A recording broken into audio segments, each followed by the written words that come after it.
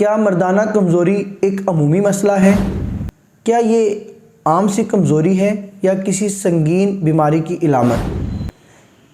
کیا ذہنی دباؤ ہی صرف مردانہ کمزوری کرتا ہے یا اس کی اور بھی وجوہات ہو سکتی ہیں؟ کیا روزمرہ کی عادات خاموشی سے آپ کو اس مرض میں مبتلا تو نہیں کر رہی؟ ان سوالات کے جوابات اور جانیے بہت کچھ آج کی ویڈیو میں۔ السلام علیکم ویورز، امید کرتا ہوں آپ سب خیریت سے ہوں گے۔ آج ہم بات کریں گے ڈیفرنٹ کازز آف اریکٹائل ڈسفنکشن، یعنی مردانہ کمزوری کی مختلف وجوہات۔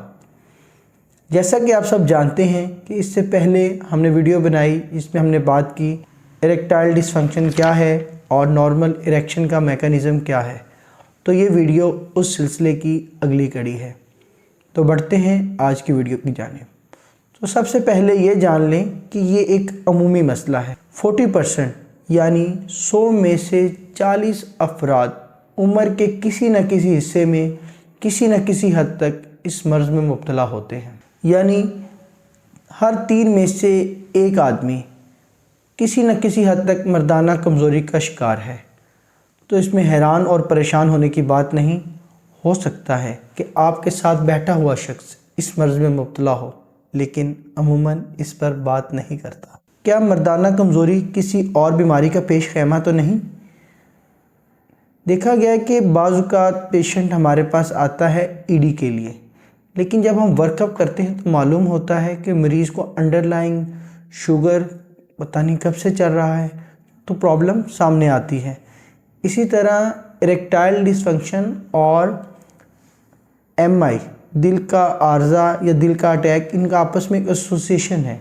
اگر ایک ینگ پیشنٹ کو اریکٹائل ڈسفنکشن کا مسئلہ ہے تو اس کو MI ہونے کے چانسز 40% بڑھ جاتے ہیں اگلے 24 ماہ میں، یعنی کہ اگلے 2 سال کے اندر اس کو MI ہونے کے چانسز 40% بڑھ گئے ہیں۔ تو اس بیماری کو ہلکا نہ لیں۔ اگر یہ آپ کو اس مسائل کا سامنا ہے تو ڈاکٹر سے رجوع کریں۔ کیا یہ مردانہ کمزوری کا تعلق صرف دماغ سے ہے؟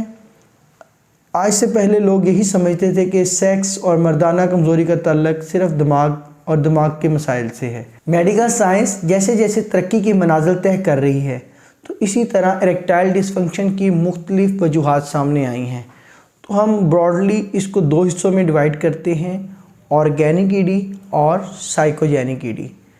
آرگینک ED یعنی کہ اس میں کوئی بیماری یا پیتھولوجیکل پروسیس انوالو ہے۔ اس کو سمجھنے کے لیے وہ سمجھ لیں کہ نارمل اریکشن کا میکانزم کیا ہے۔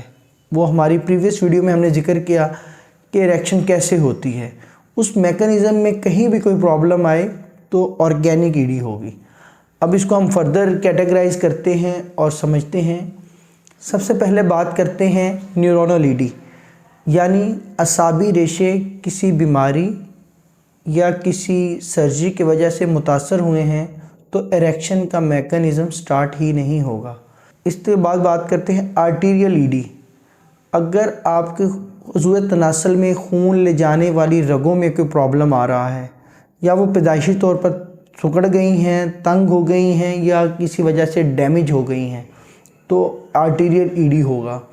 جیسے پیلوک سرجریز، آپ کا روڈ ٹریفک ایکسیڈنٹ جو آپ کے ریڑھ کی ہڈی کو نقصان پہنچائے۔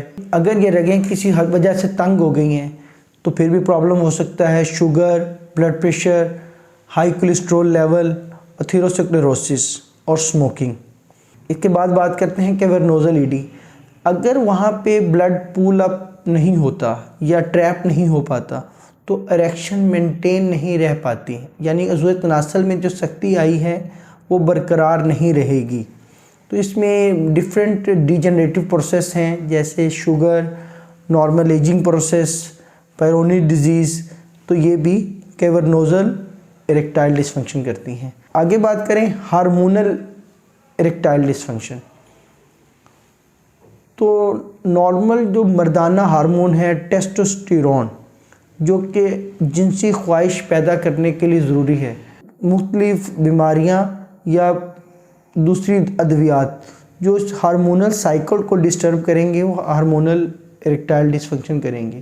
جیسے chronic renal failure, chronic liver failure یا ایڈیسن ڈیزیز، ہائپر تھائرائڈزم وغیرہ اس میں شامل ہیں۔ اس کے بعد بات کریں میڈیکیشن انڈیوس ای ڈی، مختلف ادویات مختلف میکانزم کے تحت یا ان کے سائیڈ ایفیکٹ کے تحت اریکٹائل ڈس فنکشن کا وجہ بنتی ہیں۔ اس میں نفسیاتی امراض کی ادویات، anti depressant, anti psychotics, blood pressure کی مختلف ادویات، اور کچھ لوگ گنجے پن سے بچنے کے لیے اسپیسیفک میڈیسن یوز کر رہے ہوتے ہیں، وہ بھی اریکٹائل ڈس فنکشن کا باعث بنتی ہیں۔ اور اگر آپ ان بیماریوں کا شکار ہیں اور میڈیسن لے رہے ہیں اور آپ کو یہ پرابلم آ رہا ہے تو اپنے ڈاکٹر سے متبادل علاج کی بات کریں۔ تو ان آرگینک ای ڈی کو اگر ہم سمرائز کریں تو اسموکنگ لیڈنگ رسک فیکٹر، جو کہ مختلف تمباکو نوشی کسی بھی صورت میں کی جائے وہ اریکٹائل ڈس فنکشن کی وجہ بنتی ہے۔ اس کے مختلف میکانزم ہو سکتے ہیں، آرٹیریل، نیورونل، ہارمونل، کیورنوزل۔